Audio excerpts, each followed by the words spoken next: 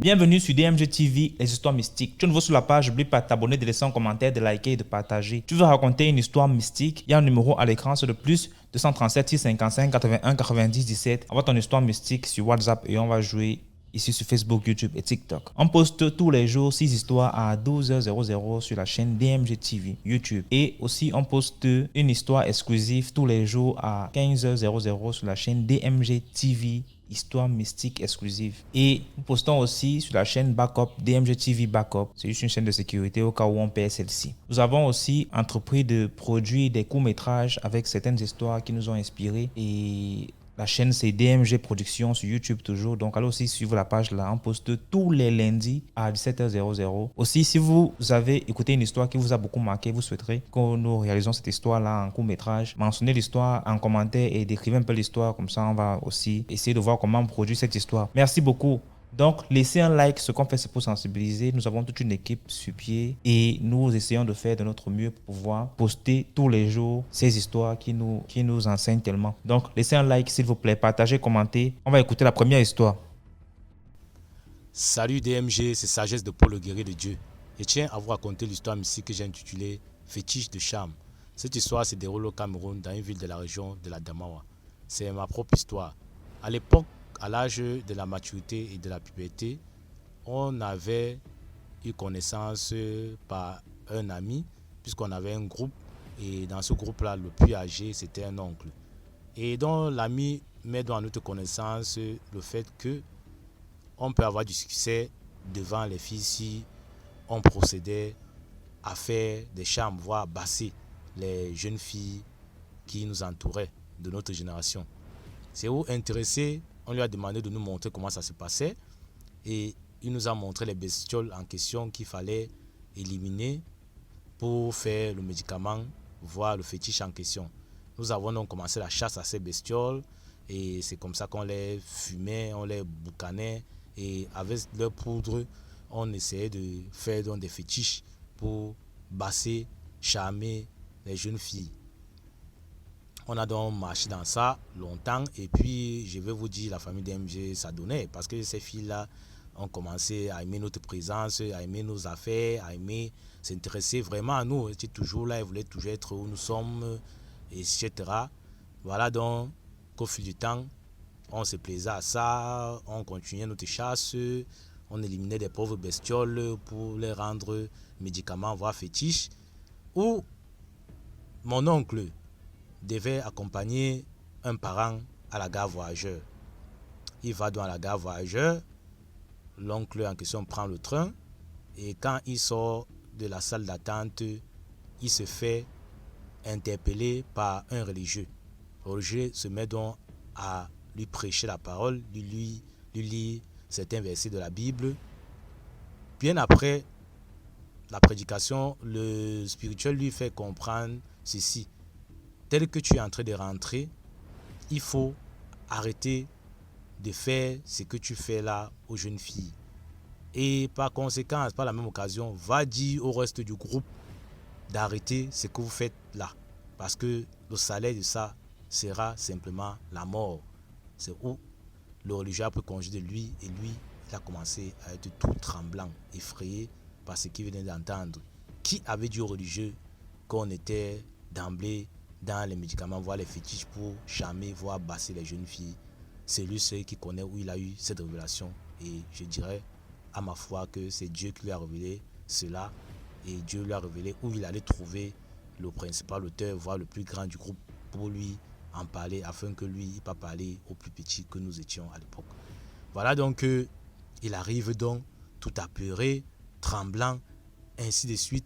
Et nous sommes étonnés. On est là, on cause, mais lui, il est figé, il est tout dans son coin là, timide. Il demande alors que, bon, qu'est-ce qui ne va pas? Pourquoi tu es comme ça, tout pâle comme ça? Il dit donc, si je vous raconte ce qui m'est arrivé, vous n'allez pas peut-être facilement croire. Voilà l'histoire. Je ne sais pas qui a dit à ce religieux-là qu'on faisait telle chose. Il m'a interpellé, il a prêché et il m'a demandé d'arrêter et par la même occasion de venir vous dire d'arrêter. Ah! Et je vous assure que pendant qu'il racontait ça, l'atmosphère dans laquelle il le disait, c'est comme si l'atmosphère était, je vous dis, l'atmosphère était devenue glacée. on a tous eu peur, on a tous eu des frissons, on était apurés là. C'est ainsi que lui, il a dit donc, moi je prends la résolution d'arrêter cela. Je fais le serment d'arrêter cela. Moi, je ne suis plus là. J'arrête de continuer à charmer les filles et à les basser. Il a sorti le médicament de sa poche, il a jeté dans le feu. On avait le feu de bois là à côté, il est parti jeter dans le feu de bois. Nous tous, on a fait pareil. C'est ainsi qu'on avait abandonné cette sale besoin satanique qu'on faisait à l'époque là jusqu'à aujourd'hui. Qui sait, si on continuait dans ça, ça ne devait plus être peut-être charmer ou basser les jeunes filles, ça devait peut-être quitter de là pour des rituels d'argent, porte-monnaie magique. Après, c'est des rituels, des sacrifices humains et consorts. Et puis chercher à avoir la bonne vie, la vie de luxe, la vie d'argent, la vie friquée, pour ne pas peut-être être vivant aujourd'hui. Donc, peut-être moi, en ce qui me concerne, comme je me fais appeler sagesse de Paul le guerrier de Dieu, peut-être me fera appeler, peut-être, je ne sais pas, sagesse de Paul le guerrier de, je ne prononce pas le nom. Vous-même, vous pouvez imaginer la suite. Dans la famille DMG, j'exhorte les uns et les autres à toujours prier, à ne pas chercher à avoir des étiquettes de succès, à obtenir des choses que vous ne devez pas réellement avoir juste parce que vous avez opté pour faire des médicaments, des fétiches pour les obtenir. Ça, c'est ce qu'on appelle en simple français courant de la lâcheté. Ça, c'est de la lâcheté. Utiliser le mystique pour avoir certaines choses, c'est la lâcheté. Donc, il faut donner autant le temps. Prier Dieu pour que Dieu vous permette d'avoir ce que vous devez avoir sur cette terre au temps venu, durant toute votre vie. Ce qu'il avait prévu, effectivement, pour vous, il vous donnera. La patience vaut de l'or, comme on le dit tantôt. Prions donc pour tous nos proches, prions pour notre vie, prions pour avoir l'esprit de discernement devant le Dieu Tout-Puissant que je sais et que vous servez peut-être aussi. Et je vous recommande de ne pas donc vous livrer dans certains actes pour avoir des étiquettes que vous ne méritez pas ou que vous ne normalement pas devez avoir en question.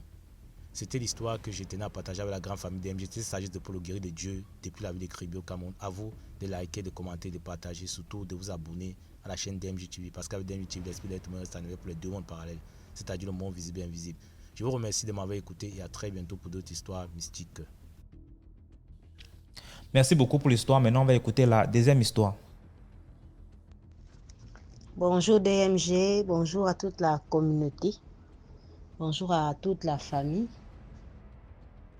Voilà, je viens aujourd'hui avec une nouvelle histoire et c'est même pas une longue histoire, c'est une histoire qui ne met même pas du temps. Ok, bon. Likez, commentez et partagez. Voilà, je commence l'histoire.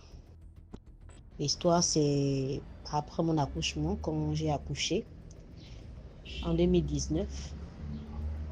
J'ai accouché en 2019 et puis voilà, j'ai accouché en 2019 et en ce temps, ma mère était déjà décédée. Elle est décédée en 2017. Donc, quand j'ai accouché, j'étais juste avec mes deux sœurs. On s'est retrouvés dans une clinique qu'on appelle 5 Palmiers à Libreville. Nous sommes au Gabon. Et dans cette clinique-là, je n'avais même pas alerté des parents proches et tout ça. Même pas une tante, même pas un oncle, même pas une cousine. On était juste nous-mêmes avec le père de mon enfant. Pendant ce temps, j'ai accouché le premier jour, après le deuxième jour, ça s'est pas très bien passé parce qu'après j'ai eu une hémorragie interne et on m'a amené au bloc, tout ça, le col s'est déchiré, il fallait recoudre le col et tout ça. J'avais même perdu connaissance et j'avais perdu beaucoup de sang, énormément. Donc c'est comme ça ma tante qui restait au PK8 à l'époque, elle, on avait pensé appeler, mais elle savait que j'étais enceinte, que j'étais à terme. Elle ne savait pas que j'avais déjà accouché. Elle dormait chez elle, c'est comme ça elle rêve. Dans le rêve, elle voit sa grande sœur qui est ma mère. Sa grande sœur vient lui dire, mais je ne comprends pas, tu es ici, là. Tu es au calme, tu dors tranquillement. Tu ne sais pas que l'enfant a déjà accouché et elle est là-bas seule avec ses sœurs. Il faut quand même qu'une grande personne soit là. Moi, je ne suis pas là. Va retrouver l'enfant. Ce sont encore des petites filles, elles ne connaissent encore vraiment rien, surtout comment s'occuper d'un bébé et tout ça. Comme ça qu'elle se réveille, elle dit, ah, et c'est comment je rêve que la grande sœur me parlait. Elle dit, oh, c'est sûrement l'enfant qui est enceinte là, qui a déjà accouché. Et même dans le rêve, voilà, j'ai oublié un détail. Dans le rêve, ma mère lui dit qu'elle a accouché à la clinique 5 Palmiers.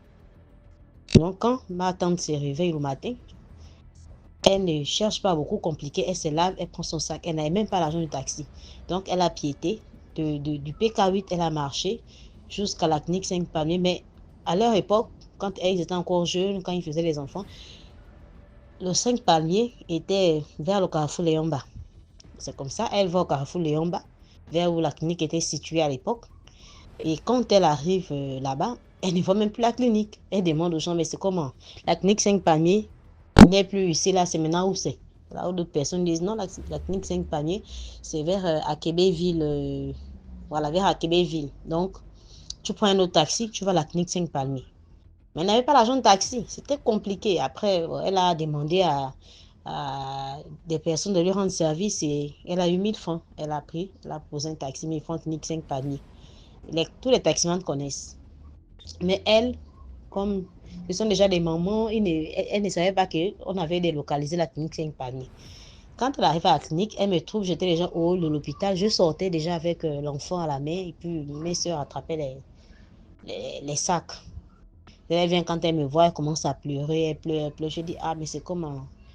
Maman, c'est comment? Elle me dit, non, j'ai rêvé que ta mère, vous ne m'avez même pas appelé, pourquoi vous me faites ça? Tu as accouché, tes soeurs ne m'appellent pas, tu as les douleurs, on ne m'appelle pas. Et c'est ta mère qui vient me dire dans le rêve que tu as la clinique 5 Palmiers. Je dis, ah bon, elle me dit, oui, et j'ai vraiment vu ça. Vraiment, elle a eu même les détails de la clinique en question et elle-même, je vous dis la vérité, que la personne ne l'a appelée. Elle-même s'était pointée, on était même étonnés. Et elle nous a tout expliqué. Et j'ai accouché un garçon, et c'est comme ça, elle disait que non, le garçon, même si c'est un garçon, il faut le donner au nom de ta mère. Et moi-même, je prévoyais déjà que je devais donner c'était une fille d'abord, premièrement, dans le ventre, jusqu'à la dernière échographie, c'était une fille. Mais quand l'enfant vient au monde, c'est un garçon. Donc, je disais que je prévoyais comment donner le nom de maman.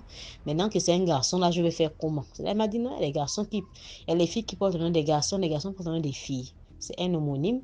Et puis, ça ne ressemble pas trop à un nom masculin, c'est un nom mixte. Donc, tu peux lui donner le nom. C'est comme ça que j'ai surnommé mon fils comme ça. Voilà un peu la petite histoire que j'avais à vous raconter. Vraiment, les morts ne sont pas morts parce que moi, ça m'avait vraiment surprise ce jour que ma tante vienne me dire ça. Et elle était venue à la maison. On a fait près de 2 semaines ensemble. Même il faisait un peu l'eau chaude. Et tout ça. Je pense qu'elle a même fait un mois. Parce qu'après, j'ai repris les cours et elle restait avec l'enfant à la maison et tout ça. Voilà, donc c'était un peu ce que j'avais à dire. Bon, l'IMG, ça faisait vraiment longtemps. Ça faisait, je sais pas, peut-être déjà près de 8 mois que je n'ai même pas raconté l'histoire ici. Bon, bye. Et meilleurs vœux encore. Voilà. Merci beaucoup pour l'histoire. Maintenant, on va écouter la troisième histoire. Bonjour la communauté, bonjour DMG, j'espère que tout le monde va bien. Alors, aujourd'hui, je viens vous raconter une histoire qui m'a été racontée par mon ami que je vais nommer Marc. Alors, Marc, ce qu'il faut noter, je réside au Gabon, précisément à Libreville. Alors, ce qu'il faut comprendre, c'est que Marc, c'est quelqu'un qu'on appelait, bon, c'est d'une époque, il était un dos, c'est-à-dire c'est quelqu'un, c'est le jargon qu'on utilise au Gabon pour décrire un peu les bandits. Donc, ça qui disait qu'il était un dos et tout ça. Et c'est comme ça qu'il s'est retrouvé la police, là, il fut arrêté par ces nombreux débandades. C'est comme ça qu'on l'a amené au commissariat. Maintenant, en allant au commissariat, pendant qu'on était en train de traiter son dossier, juste à côté, il y avait un cas grave, plus grave que pour lui-même, quoi. Parce que lui, c'était juste, je crois, un cas de vol ou détention de, je sais pas trop, de drogue, un truc comme ça. Voilà, de stupéfiants. Donc, il nous raconte que juste à côté de lui, il y avait un autre aussi détenu que je vais appeler Thomas. Marc nous raconte que Thomas, pendant son procès, donc c'est-à-dire que son cas était tellement grave que on a d'abord laissé pour Marc. Les positions jugées, elles disent que pour Marc, là, c'est un petit problème. On va d'abord traiter le cas de Thomas. Alors, c'est pour ça qu'il nous raconte que qu'est-ce que Thomas faisait. Thomas était un jeune homme qui vivait avec sa maman. Donc, ils étaient tous deux à la maison. Donc, on ne sait pas où le père se trouvait. Certainement, le père et la mère s'étaient séparés. Certainement. Mais... Donc, la mère de Thomas, ils vivaient ensemble dans la maison. Donc la maman de Thomas, c'est celle qui faisait un peu du tout dans la maison, comme toutes les mamans font dans les maisons, c'est-à-dire les activités ménagères, euh, voilà, apporter la nourriture, préparer, et ainsi de suite. Maintenant, Thomas avait une manie qu'à chaque fois qu'il y a un nouvel homme entré dans la vie de sa mère, ce dernier était jaloux. Jaloux, qu'on dit jaloux, comme si c'était le mari, quoi. Bien jaloux. À chaque fois, il mettait toujours le bâton dans les roues pour que la relation n'aboutisse pas. À chaque fois, c'était ça. En fait, c'est ce que c'est ce que Thomas est tenté d'avouer après de nombreuses bastilles émises par la police sur ce dernier. Donc, c'est comme ça. On nous raconte l'histoire. Donc, ce dernier faisait toujours en sorte que sa maman ne soit pas en couple avec sa maman. Voilà, un jour, plus que lui ne voulait pas que sa mère ait une nouvelle relation avec un autre homme autre que son père, nous supposons. Donc, c'est comme ça qu'il a décidé de mener la vie dure à tous les hommes qui décidaient de rentrer dans la maison. À chaque fois, c'était ainsi. À chaque fois, c'était ainsi. À chaque fois, c'était ainsi. Voilà comme un jour, la maman fait asseoir le fils et dit, non, mais quel est ton souci? Oh non, voilà, je ne les aime pas. Ils n'ont pas de bonne vie, ils ne vont rien t'apporter. Patati, patata, l'éponge, les serpillères, c'est monté, c'est descendu. Voilà comment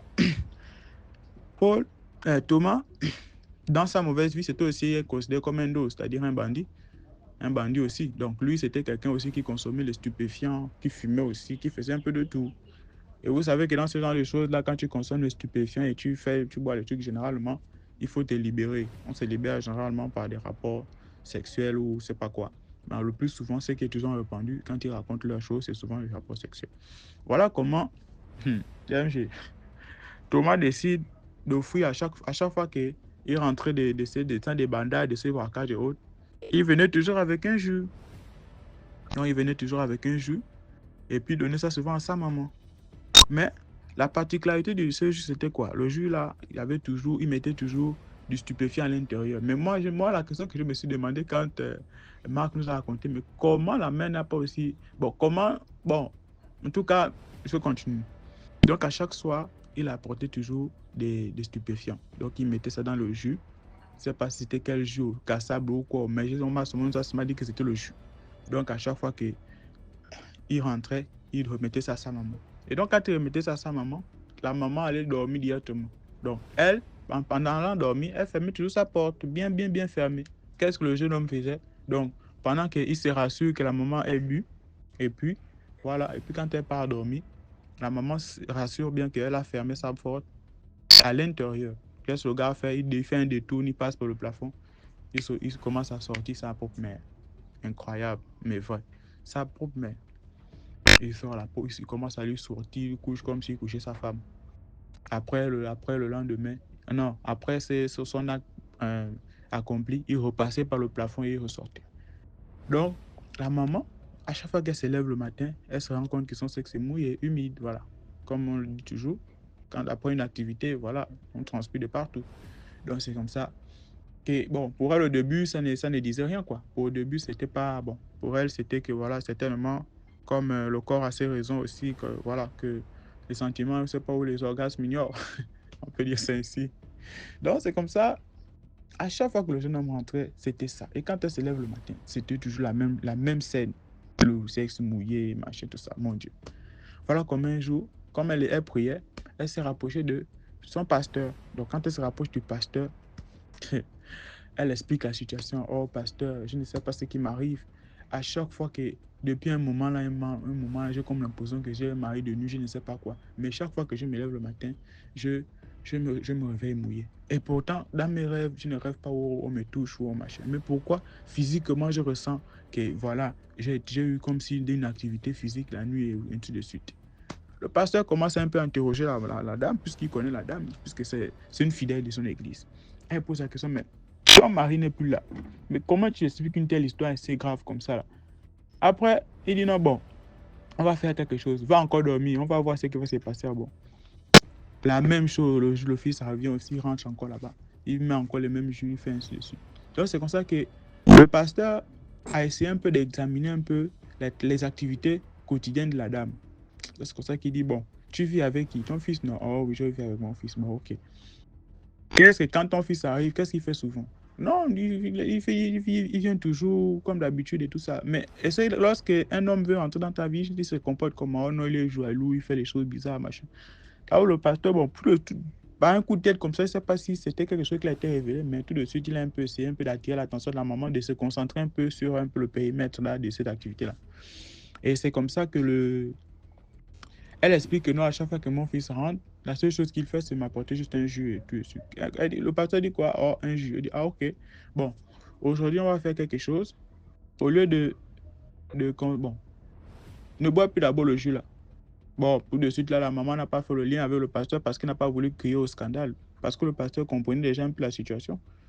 Le fait qu'il a renvoyé le jour précédent, c'était pour examiner, pour voir ce qui devait se passer. Si le jeune homme ne devait pas, si elle ne consommait pas le jeu en question. Donc, c'est comme ça que la maman, comme d'habitude, elle est venue. Elle rentre. Suivant la consigne du pasteur, comme ça qu'elle dit, le fils rentre comme d'habitude. Oh, maman, machin, la journée, machin, tout ça, tout ça. Puisque la maman était dépassée du jeu dormi, parce que son temps est dehors, il rentre dans ces choses, que dans les heures tardives, il ne fout rien de sa vie.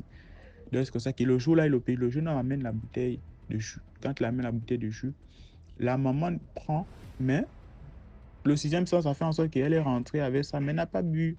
Elle a mis ça quelque part dans sa chambre, elle a fermé. Donc, elle s'est mise à dormir. Ce jour-là, elle n'avait pas bu ça.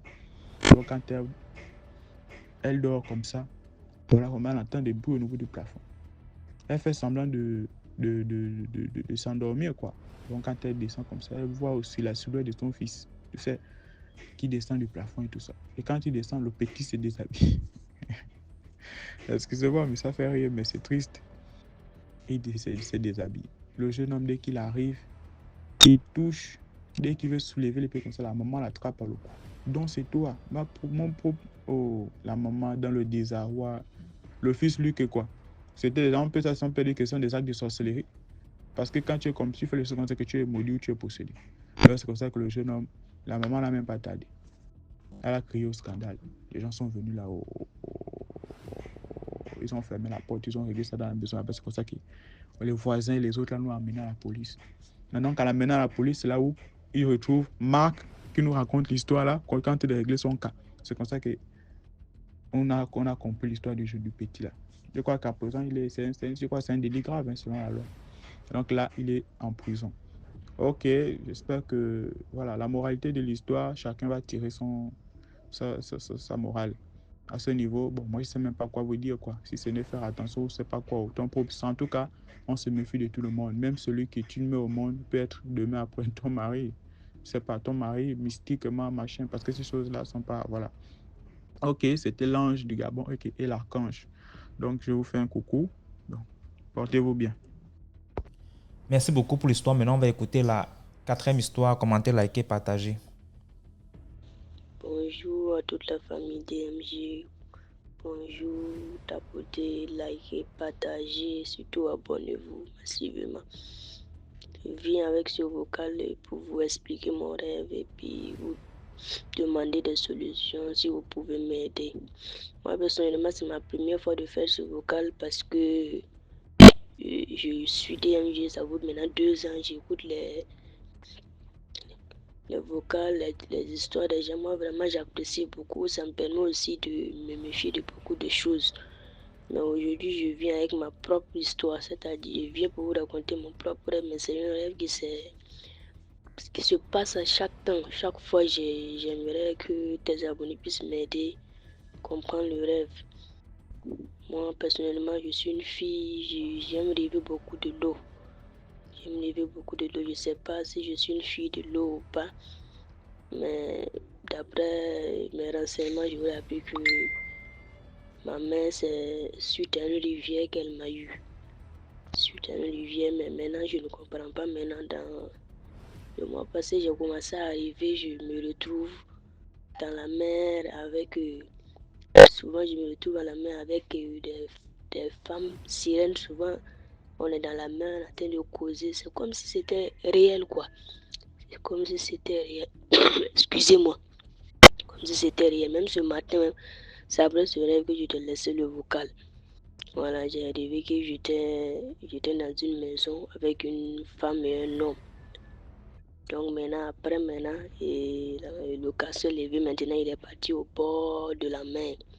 Quand il est parti au bord de la mer, il est parti donner des offrandes là-bas, je sais pas, il est parti adorer Mami Wata, bien c'est quoi là-bas, moi je ne connais pas.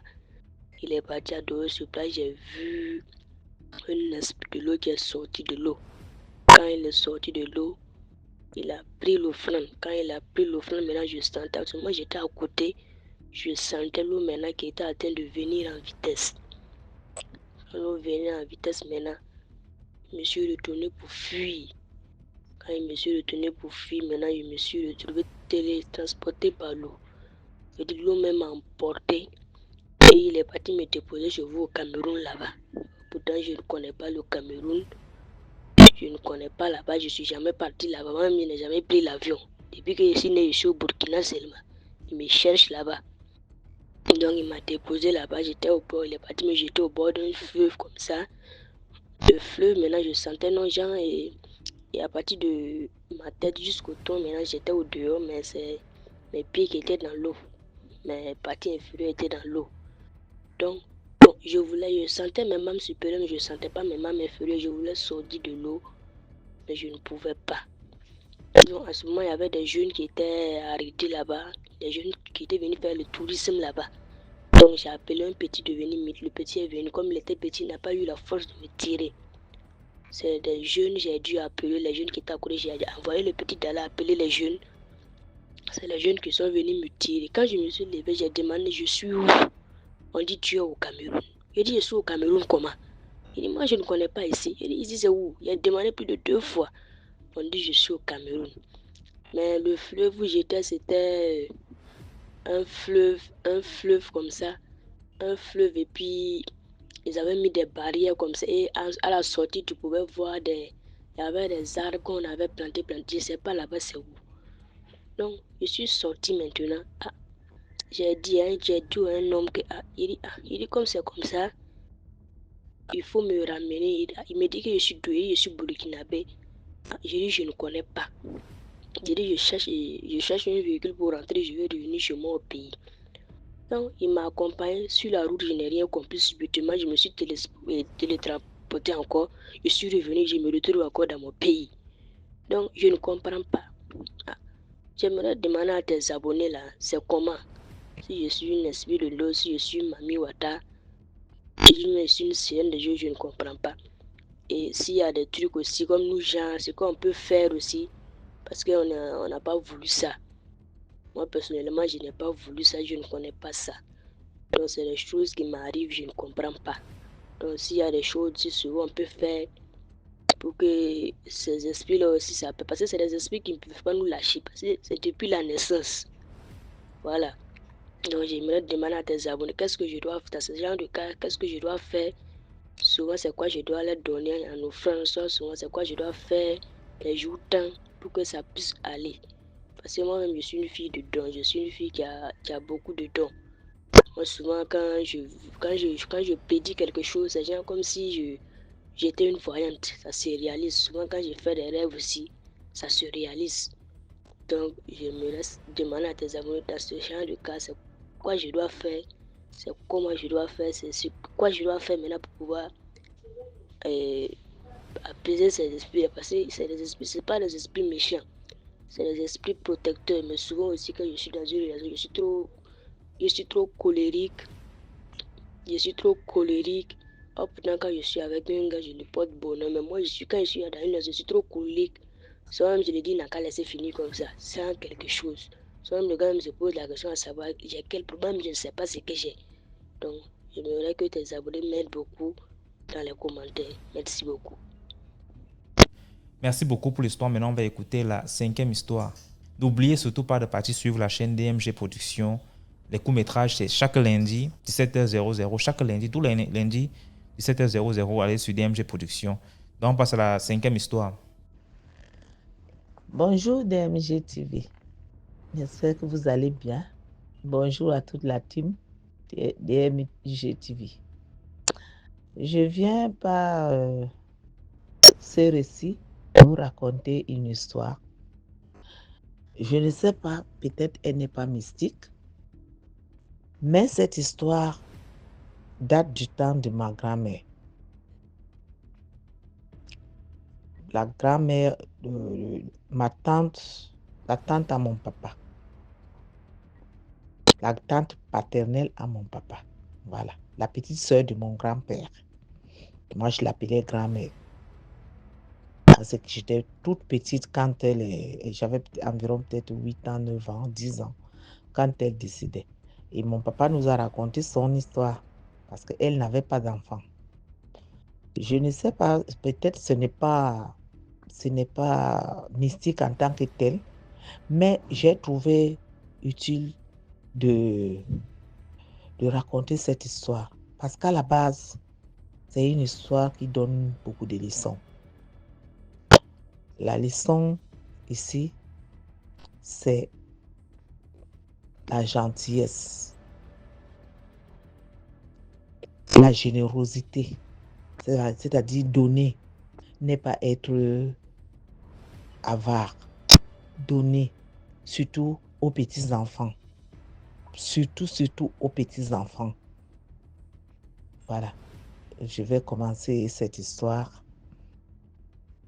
Il y a une fois, mon papa nous a raconté, surtout à moi, parce que moi j'aimais beaucoup les histoires, j'aimais beaucoup mes tantes, mon papa, tout le monde me racontait des histoires. J'étais vraiment attentive à écouter. Mon papa nous a raconté que ma tante, je vais l'appeler grand-mère, ma grand-mère, parce que c'était la tante à papa, c'est ma grande-tante, mais je vais l'appeler grand-mère tout court. Ma grand-mère, elle s'appelait Yossa. Je vais dire son nom parce que ça fait des décennies qu'elle n'est plus. Et puis, elle n'a pas eu d'enfant. Elle s'appelait Yossa. Donc, ma grand-mère, elle était jeune, belle, une forte carrure, donc elle était lancée. Elle était comme des... Aujourd'hui, si c'était aujourd'hui, on devait dire qu'elle était mannequin. Très belle, comme jeune fille à son époque. Et au village, elle était dans notre village, elle était avec sa cousine. Donc, une cousine lointaine du village aussi, qui était sa camarade, qui était sa copine. Donc, elles marchaient toujours ensemble. Du genre, quand tu la voyais, tu voyais celle-là. Quand tu voyais sa copine, tu la voyais aussi. Et vous savez que quand c'est comme ça, parfois, quand une d'elles trouve un mari, généralement, l'autre vous demande à ce que son ami aussi lui donne le copain à son mari. C'est ce qui s'était passé. Ça veut dire que grand-mère Yossa a eu son mari. C'était dans le village que j'étais le nom, mais c'est dans un village après Izeka là-bas. Donc j'étais le nom du village. Mais ils travaillaient à la préfecture. Donc ils venaient du village de l'Est. Je vais dire ça parce que là-bas aussi, je vais taire le nom. À l'Est, au fin fond de l'Est, là-bas, ils étaient les deux messieurs étaient originaires de l'Est, mais ils avaient été affectés à la préfecture du village dont je vais taire le nom, après Ezeka. Donc, ils travaillaient là-bas comme des fonctionnaires. Et ils étaient célibataires, bien sûr. Ils ont donc vu, c'était le mari de ma tante, de ma grande-tante, l'a vu le jour du marché du village, parce que chaque samedi, c'était le marché du village. Là, il a vraiment aimé. Ils ont causé, ils se sont donné rendez-vous, ils se sont revus. En tout cas, tout s'est bien passé au point où ça les a conduits au mariage. Pendant que ils étaient ensemble, le monsieur a demandé à ma cousine, mais a demandé plutôt à ma tante, à ma grande-tante, à ma grand-mère, je vais l'appeler ainsi, que, mais toi, tu n'as pas aussi ta copine, je suis avec mon frère, chaque fois que nous, on est ensemble, vraiment, il est gêné. Est-ce que... Il dit, oui, oui, je suis avec une cousine à moi. Il dit, vraiment, si tu pouvais vraiment faire en sorte qui se voient et ils voient s'ils peuvent aussi cheminer ensemble. C'est comme ça que ma grand-mère leur donne un rendez-vous. Elle donne un rendez-vous où elle devait amener sa cousine, sa sœur d'une autre mère, pour la présenter à ce monsieur, à l'ami. C'était pas un ami, ils étaient du même village, au frère de ce monsieur, au cousin, quelque chose comme ça. Ils sont donc arrivés ce soir-là, ils se sont amusés, ils ont bu, ils ont mangé, ils ont causé.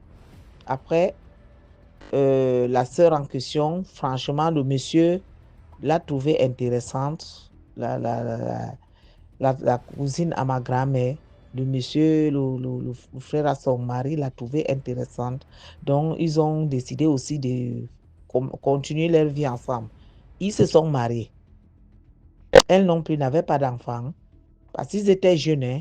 Ils étaient vraiment jeunes. Ils étaient jeunes. Les jeunes filles à l'époque là se mariaient tôt. Donc, elles étaient jeunes. Les messieurs aussi n'étaient pas vieux. C'était comme des jeunes fonctionnaires. Ils se sont aimés. Ils ont eu le temps qu'ils ont eu à faire là-bas, dans ce village. Ils ont fait environ peut-être 16 ans. 15 ans, ils travaillaient toujours là-bas à la préfecture. Ils parlaient même déjà la langue et tout et tout. Ils étaient intégrés. Voilà. Venu donc le jour où les affectations sont tombées, il fallait qu'ils rentrent chez eux. En tout cas, travailler à l'Est Cameroun. On les a affectés là-bas, ils sont repartis chez eux. Mais avant de repartir chez eux, ils ont demandé à amener leurs femmes, voir leur famille qui était en fin fond de l'Est, au fin fond de l'Est. Je vais taire le nom de cette communauté. Mais je sais, mon papa m'avait dit qu'ils étaient de l'Est. Je connais bien, mais je ne veux pas prononcer le nom de cette communauté parce que ce n'est pas toute la communauté qui est indexée ici. Voilà donc ma grand-mère et sa cousine vont à l'Est, suivre leur mari à l'Est. Étant là-bas, le jour même de leur arrivée à l'Est, leurs maris les ont dit, ils ont laissé tout leur bagage au niveau de l'Est. Ils ont pris juste quelques vêtements pour aller pour les présentations à leurs parents au village.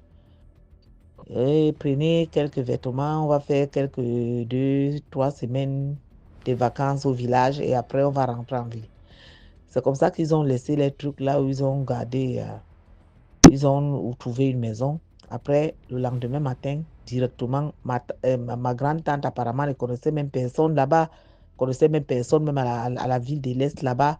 Ils sont partis directement dans le village de leur mari, dans la brousse, fin fond, quand je dis bien brousse, c'est brousse de l'Est.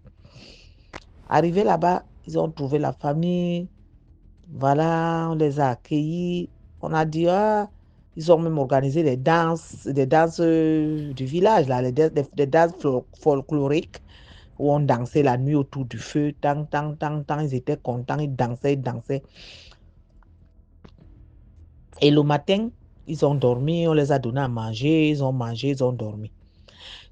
Donc, ils étaient voisins.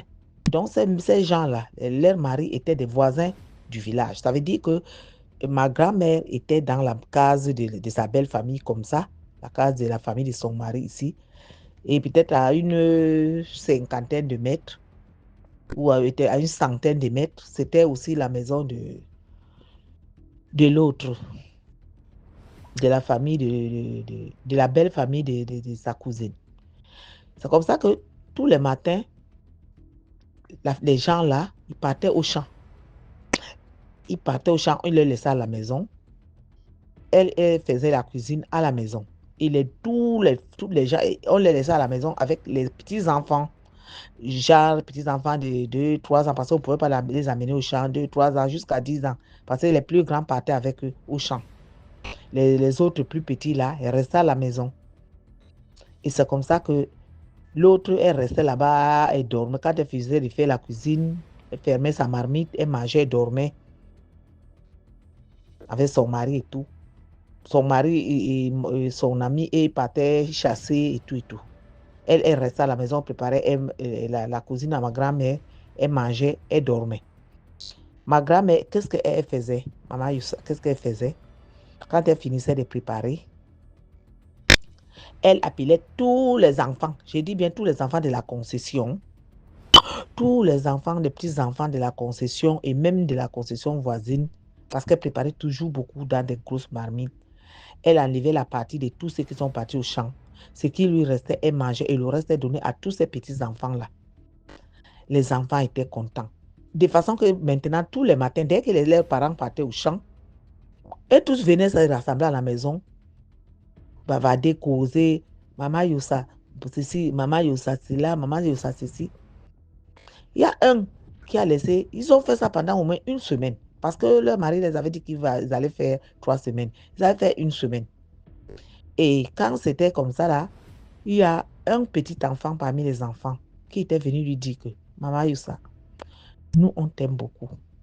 Mais on est, autant on t'aime, autant on est malheureux parce que bientôt, tu vas nous quitter. Ah, elle dit, mais même si je vous quitte, si je pars en vie, je reviendrai de temps en temps vous rendre visite. De temps en temps, je vous garderai les cadeaux, je viendrai vous rendre visite. Est-ce que je vais pour ne plus jamais revenir? Elle dit non, ce n'est pas ça. C'est que tu as vu le champ, tu as vu, c'est que tu as vu le bois qu'on amène. Chaque fois qu'on vient au champ, on amène les bois, on entasse, on entasse. Tu as vu ça? Elle a dit oui.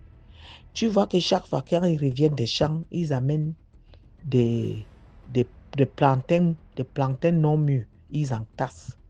Tu as vu que il y a le fût, ils ont mis 2 fûts au fin fond de la concession là-bas, sous les arbres. Il y a 2 fûts là-bas. Pour l'instant, le fût est vide. Parce que ils se préparent à vous manger, toi et ta soeur. Ma grand-mère dit quoi? Elle dit oui. Mais pardon, Maman Youssa ne dit à personne. Surtout ne dis pas que c'est moi qui t'a dit. Parce que si tu dis ça, on va précipiter la date.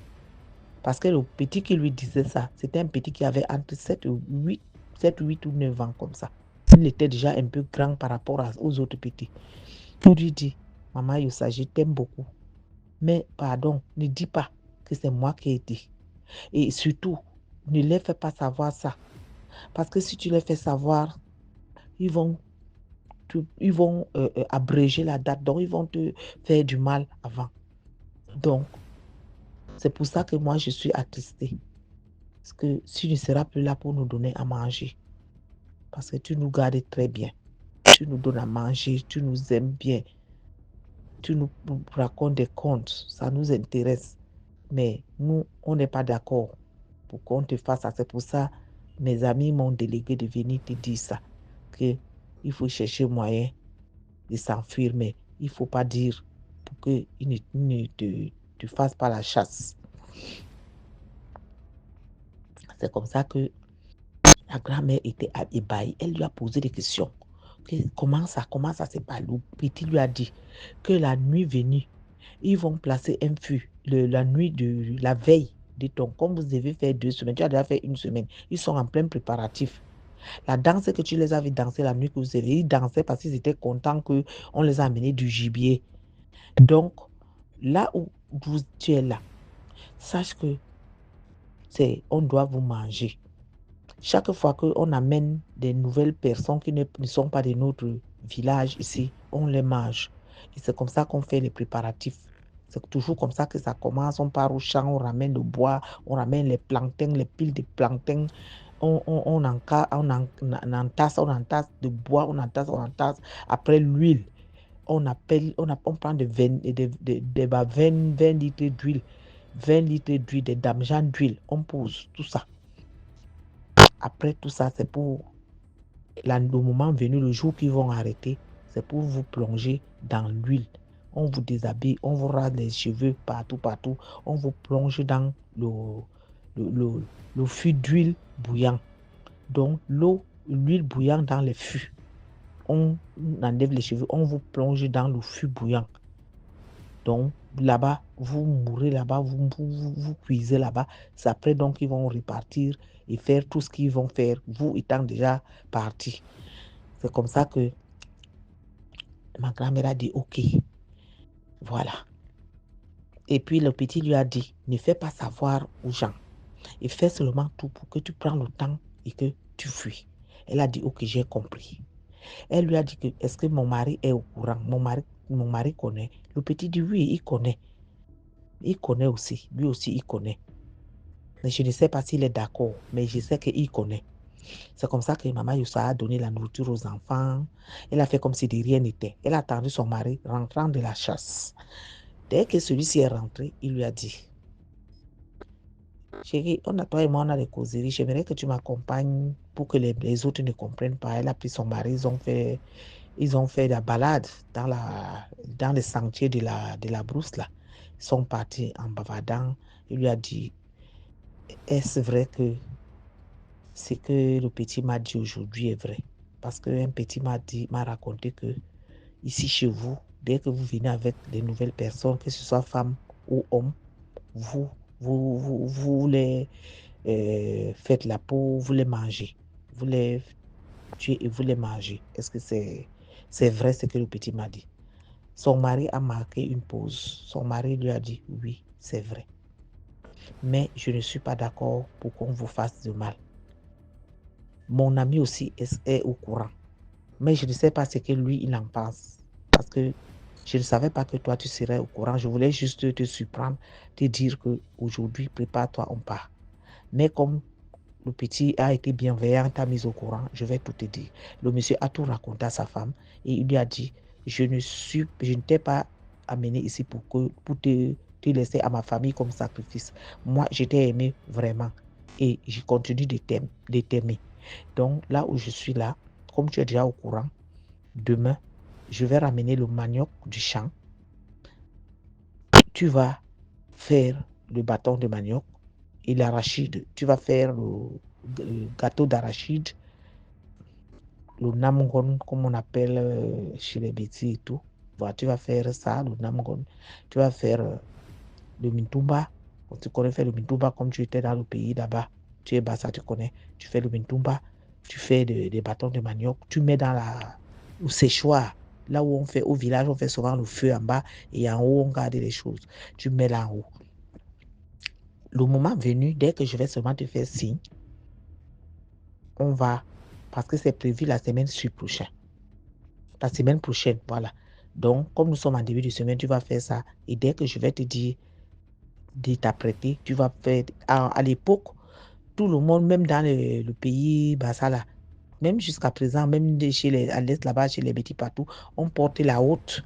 Ça veut dire que le panier, chez les Bassa, on portait la haute et on porte aussi le panier. Mais là-bas surtout, c'est la haute. Donc, on met, je ne sais pas si on appelle la haute, la huit, je crois, c'est la haute. On met des trucs à l'intérieur, les femmes partent avec ça au champ. En rentrant, c'est là-bas où ils mettent les provisions du champ. Son mari lui a donc dit, mari de ma grand-mère, de mettre les mintumba, comment ça, les namgon, les namwodo, donc le gâteau d'arachide dans les feuilles, de mettre tout ça dans le panier avec les bâtons de manioc et que ce jour-là, qu'elle lave les habits. Elle lave les habits le matin, elle laisse dehors parce que ça sera un signe pour que, même si eux ne sont pas là, ils sauront que, les gens là sauront que elle va revenir pour enlever les habits, qu'elle lave les habits du mari et d'elle-même, qu'elle sèche, elle laisse à sécher et qu'elle fait ça très tôt. Qu'elle fait ça très tôt, donc elle lave ça, des trucs, elle sèche le matin et la nuit et ils vont partir. La sœur, maman Youssa, ma grand-mère dit à son mari que, mais je ne peux pas partir d'ici et laisser ma sœur, je vais aller lui parler. Et le mari de ma sœur, de ma grand-mère dit à sa femme que Moi, j'ai déjà parlé à son mari. Je ne sais pas de quoi, ce qu'il m'a rien dit. Je ne sais pas quoi il pense. Essaie aussi d'aller parler avec ta soeur, s'ils ont causé de ça. Ma soeur, le matin, elle a appelé sa soeur que viens, il y a du nouveau ici. On va causer. On ne pouvait jamais causer à la maison hein, parce qu'il y avait, on dit que les murs ont les oreilles. Ils ont pris la route du champ, de la brousse, sont partis là-bas, soi-disant qu'elle partait puiser de l'eau. Elles se sont assises là-bas, elle a causé, elle a dit à sa soeur, ma soeur, où est-ce qu'on s'est fourré? Est-ce que tu sais qu'un petit enfant nous a sauvé la vie, m'a sauvé la vie? Elle m'a demandé, il m'a mis au courant de tout ce qui s'est tramé.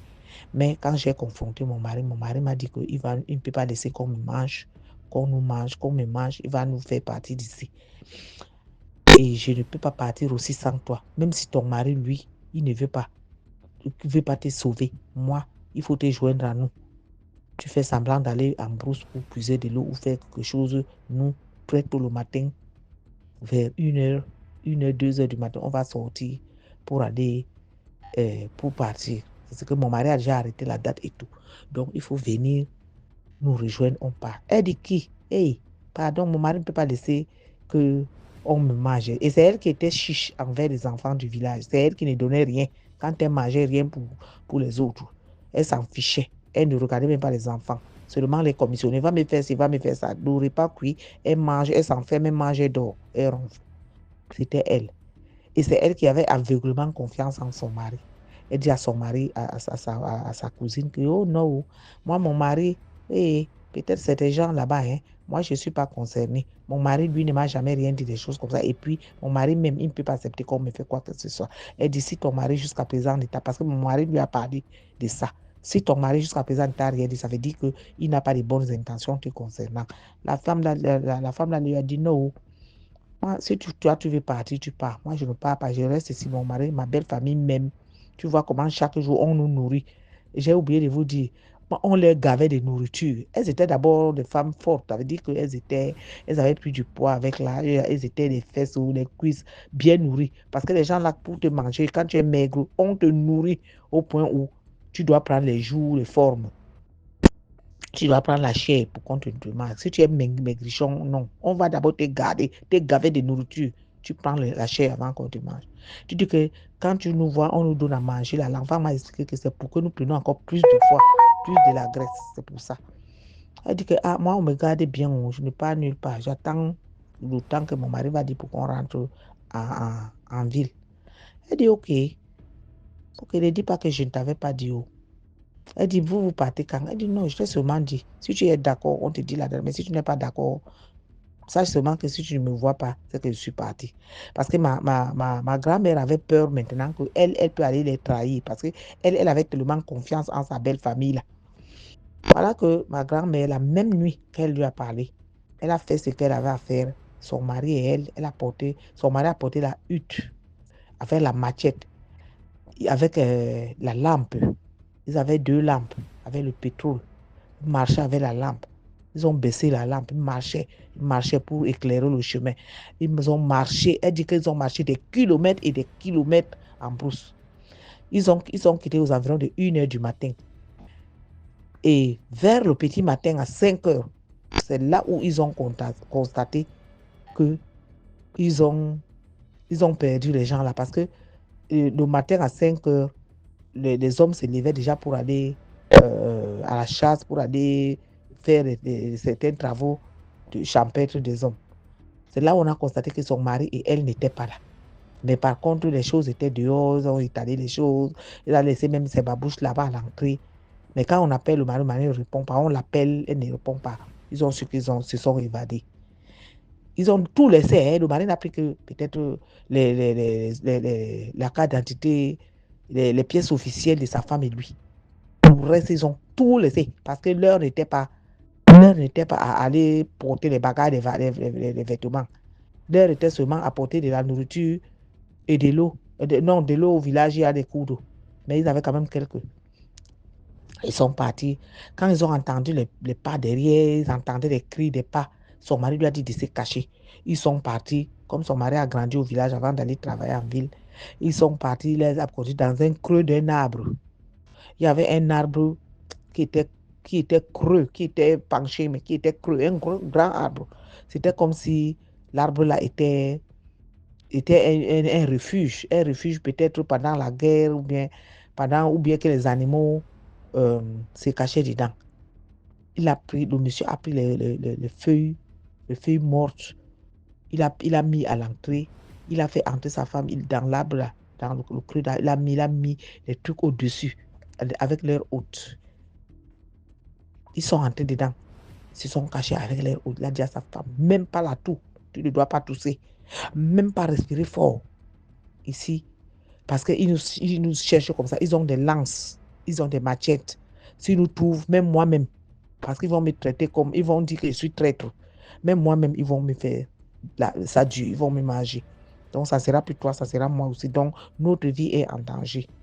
Donc, ils vont passer tout à l'heure, tu vas entendre, parce que j'ai entendu les pas au loin. C'est comme ça que les gens là, ils fouillaient toute la brousse, ils montaient, descendaient, arrivaient à leur niveau. Ils ont entendu, ils sont passés. Après, d'autres sont restés. Ils ont commencé à tourner autour de l'arbre, à tourner autour de l'arbre. Ma tante dit qu'elle était seulement en prière. Elle priait Dieu. Elle disait, Seigneur, je ne connais personne ici. Je n'ai jamais fait du mal à quelqu'un. Je suis venue ici par amour. Je ne suis pas venue ici à la guerre. C'est mon mari parce que je l'ai aimé, je l'ai suivi ici. Seigneur, ne permets pas qu'on me mange ici. De grâce, sauve-moi, sauve-nous, mon mari et moi. Pardon, qu'on ne nous fasse pas du mal. Elle a prié, elle priait dans le cœur, parce que c'est m'a dit que les prières du cœur sont efficaces, qu'elle ne pouvait pas ouvrir la bouche. Elle était tétanisée par la peur. Elle entendait les pas, qu'ils étaient des milliers et des milliers dehors. C'est presque tout le village qui est sorti pour les attraper. Ils sont restés là-bas dedans. Au moins, on les a cherchés au moins pendant une semaine. Donc, on les cherchait. Il y avait un groupe qui venait le matin. Ils attendaient le pas, ils faisaient tout. Cet arbre-là, ils ne pouvaient pas aller là côté parce qu'ils savaient que c'était un arbre sacré. Les gens n'entraient pas là-bas et tout et tout.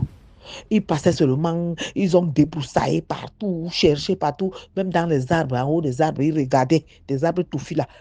Ils montraient les feux du bois, ils avaient des branches qui mettaient du feu au bout là. C'était comme les torches. Ils montaient en haut du bois comme ça. Ils ont plutôt regardé en haut si ils sont là-bas. Ils ont cherché une semaine. Cela s'est calmé. Son mari lui a dit, maintenant, nous pouvons sortir. Son mari est d'abord sorti seul. Il a fait d'abord le tour. Il a marché un peu en avant pour voir si... Il a vu le niveau où ils étaient. Il a dit à sa femme qu'il nous reste encore à parcourir. Ils avaient déjà parcouru quelque chose comme une quinzaine de mètres. 15 à 20 mètres. À 20 km plutôt. Excusez-moi. Ils avaient parcouru au moins 15 km avant de se cacher comme ça. Il leur reste encore peut-être une vingtaine de kilomètres. Parce que pour quitter leur village, arriver en ville, où il y avait les préfectures, le commissariat et tout, c'était à 45 km, passant par la grande roue. Mais ils avaient pris les pistes du village, parce qu'ils avaient peur de croiser les mêmes villageois qui devaient les manger. Voilà, donc ils étaient partis. Ils ont commencé à marcher. Et le mari lui a dit, nous sortons seulement la nuit. On ne peut pas marcher le jour. Ou risquer de nous faire reconnaître. C'est comme ça qu'ils ont commencé à quitter encore. La nuit, ils ont mangé. Excusez-moi, la nuit, ils ont marché environ 15 km. Il leur manquait 5 km. Ma tante dit qu'elle était fatiguée. C'est vrai, ils avaient à manger et ils avaient à boire. Parce que son mari, il cherchait des petits cours d'eau, des petites sources. Il les ravitaillait en eau dans des petits...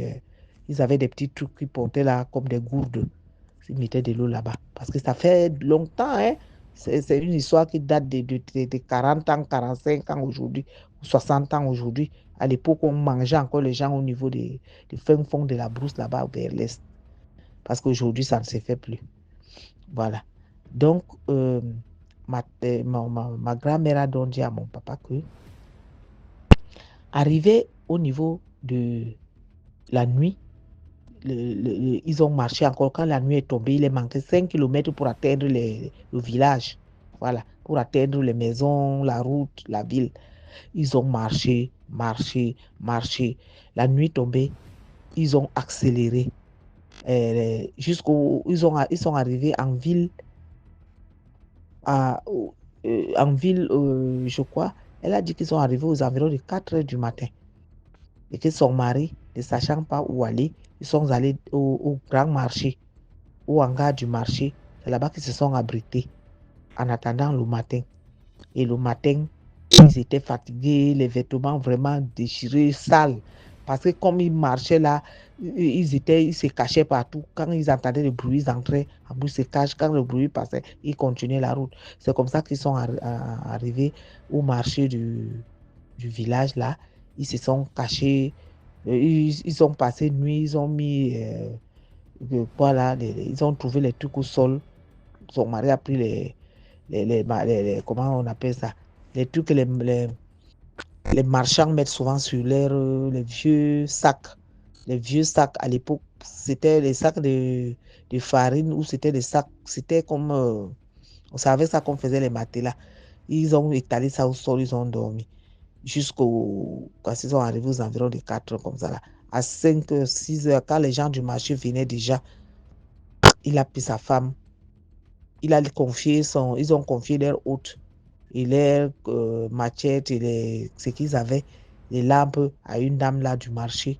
Ils ont dit que vraiment nous sortons de loin. S'il vous plaît, gardez-nous ça. On va revenir chercher, nous partons en ville pour contacter le commissariat. C'est comme ça qu'ils sont partis au commissariat raconter leur histoire. Et après, comme ma grande-tante là, ma grand-mère venait du village vers Ezeka là-bas, après Ezeka là-bas. Et à l'époque, c'était que le sous-préfet qui était là venait aussi de cette contrée, d'Ezeka. Il était Bassa. Donc, dès que ma grand-mère connaissait ça, on lui a dit ça, que c'est même votre frère qui est le sous-préfet ici et tout et tout. Et on lui a demandé, on a mis le sous-préfet au courant de leurs mésaventures. Le sous-préfet a demandé qu'on les amène.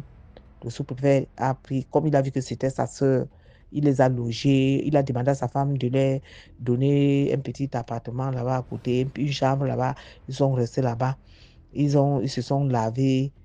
On les a donné des nouveaux vêtements. Ils ont mangé, lui, elle et son mari. Et à peut-être 10 heures comme ça, là, on les a amenés au commissariat. On les a interrogés. Ils ont dit tout ce qu'ils savaient. Et ma soeur et ma tante, la tante de mon papa, de ma grand-mère, a dit là-bas qu'il y a sa soeur qui est en danger, qui est restée. Il y a sa soeur qui est restée là-bas, elle est en danger. Elle n'a pas voulu les suivre. Mais elle a peur que peut-être qu'on les a déjà, qu'elle ne les vit plus. On a demandé à son mari que est-ce que tu peux, avec les éléments, tu peux nous ramener dans ce village à pied. Elle a dit oui. Avec la voiture, là, elle a dit oui. Ma tante, elle a dit qu'elle avait peur, elle est restée. Son mari et les gendarmes et d'autres éléments là-bas, la police, tout, sont partis rentrer dans le village là. Quand on est rentré pour récupérer la femme, on a trouvé qu'on l'avait déjà mangée. Ça faisait 2 jours. Mais on a arrêté son mari, apparemment, et quelques hommes du village là. Parce que c'est des hommes qu'on avait arrêtés. On les a ramenés là-bas en ville pour les juger et les enfermer. Ma grand-mère a dit que dès que cette mésaventure est passée, on a enfermé les gens de ce village. On a dit qu'une loi est sortie. C'est à cause d'eux qu'une loi est sortie qu'on ne doit plus manger les êtres humains là-bas. Et elle a dit qu'elle était d'abord surprise que dans le village là, qu'elle n'avait jamais vu la tombe. Le peu de temps qu'elle a vu là-bas, elle ne voyait pas quelqu'un que ici, parce que dans nos villages, tu vois quand même que tel était arrière-grand-père, on a mangé. Que là-bas, c'était que quand quelqu'un mourait, on donnait au village voisin. Dans le village de son mari où elle était là, quand quelqu'un mourait là-bas, on ne le mangeait pas parce que c'est les frères. On lui donnait à un autre village voisin. Et là-bas, c'était vice-versa. Dès que la personne rend l'âme là, on envoie dans l'autre village et ils mangent. Donc, c'était comme ça. L'histoire que ma grand-mère elle-même a racontée à mon papa. Moi, j'étais très petite à l'époque. Très, très, très, très petite. Mais je comprenais quand elle racontait. Et mon papa aussi nous réitérait que c'était ça. Que si c'était passé, la fin a été que dès que tout a été en ordre, les gens arrêtés et tout, le monsieur a pris sa femme. Donc, ma tante a dit, moi, je ne reste pas dans votre pays, dans votre ville, village ici. Je veux dans votre pays ici, dans votre ville ici. Moi, je vais rentrer chez moi. C'est comme ça que ma grand-mère et son mari sont rentrés à Yaoundé. C'est là-bas que le monsieur a continué à faire son travail à Yaoundé jusqu'au jour où il est mort. Quand il est mort, ma grand-mère est rentrée au village chez ses parents. Elle ne peut pas rentrer au village de son mari. Elle est plutôt rentrée parce qu'il n'avait pas d'enfant. Elle est plutôt rentrée chez ses parents à elle, donc chez nous, chez mon papa. Donc, et c'est même quand elle est même décédée, c'est mon papa qui l'a enterrée parce qu'elle n'avait pas d'enfant. Donc, pour te dire qu'elle était devenue, mon papa a dit qu'elle doit rester dans notre maison familiale au village. C'est elle qui faisait les champs, c'est elle qui réchauffait la maison. Quand on partait en vacances même, parce que nous on était à Douala avec papa, quand on partait en vacances, on la trouvait toujours là-bas. Ça s'appelait Mbombo Yossa. Donc, l'histoire que je vous raconte là est une histoire vraie. Et c'est l'histoire qui date de très très très longtemps. Ce n'est pas aujourd'hui. Ne dites pas que peut-être que non, aujourd'hui, je ne sais pas, mais je crois que dans tout le Cameroun aujourd'hui, que ce soit de l'Est à l'Ouest, on ne mange pas les gens. Mais avant, ça a été vrai. C'était une histoire vraie. Donc, la générosité pour les sons ici est vraiment, doit être, la générosité doit être le partage, notre partage. La générosité, la gentillesse. Parce que si tu trouves les gens dans une famille et que même si tout le monde ne peut pas te détester, même si tous les grands te détestent, tu verras les enfants qui vont se rapprocher de toi. Et si toi aussi tu as la main dans le cœur, si tu es quelqu'un qui donne sans regarder, qui donne sans retenir, tu vas voir que aucun secret ne te sera jamais caché. C'est même pas la dernière histoire. Il y a beaucoup d'histoires que, à cause du partage, à cause de la générosité, même des plans, des mauvais plans que les gens peuvent faire derrière ton dos, parce que tu es large, parce que tu donnes, parce que tu es généreux, tu vas voir quelqu'un va quitter du lot, venir te prévenir. Donc, c'était ça mon histoire. Merci beaucoup. DG, bonne journée ou bonne soirée. Partagez, likez. Voilà mon histoire. Merci beaucoup pour l'histoire. Maintenant, on passe à la 6e histoire. YouTube, il y a DMG Productions. Là, on poste tous les lundis, on poste un film. Tous les lundis, il y a un nouveau film à 17h00. Les films, c'est les histoires qu'on réalise aussi. Tous les lundis, la chaîne, c'est DMG Productions. Bonjour DMG, bonjour la grande famille de DMG TV. Je viens avec je crois, 3e histoire. Vraiment, c'est une petite histoire. Ça s'est passé la semaine dernière, on va dire il y a 10 jours à peu près. Donc là, moi, je vis en Europe et ma maman vit aussi dans un autre pays européen. Et elle a décidé de venir me voir ma famille et tout. Donc voilà, on était ensemble ici pendant un peu plus d'1 mois. Et il y a quelques jours en arrière, tout d'un coup, j'ai commencé à sentir une odeur dans ma cuisine. Donc, je me suis dit que c'était la poubelle. Vraiment, ça me dérangeait beaucoup. Et quand je me plaignais, personne d'autre ne sentait l'odeur là. Ma maman ne sentait pas, ma fille, mes enfants non plus, mon mari, personne. C'était moi seul qui sentait l'odeur. Et c'était comme l'odeur de quelque chose qui est en train de pourrir. Donc, elle m'a dit, OK, bon, je vais vider la poubelle. Donc, elle a vidé la poubelle. Elle a vidé la 2e poubelle où on range les bouteilles, le recyclage et tout. Là, elle a vidé ça aussi. Mais l'odeur continuait. Donc, à chaque fois que je sors, quand je rentre dans la maison comme ça, l'odeur m'accueille. Mais l'odeur était plus centrée, plus vers la cuisine. Mais quand tu rentres, comme la cuisine n'est pas loin de la porte d'entrée, donc un peu d'odeur quand même arrive à tes narines, en fait. Donc, je sentais l'odeur et je n'arrêtais pas de me plaindre.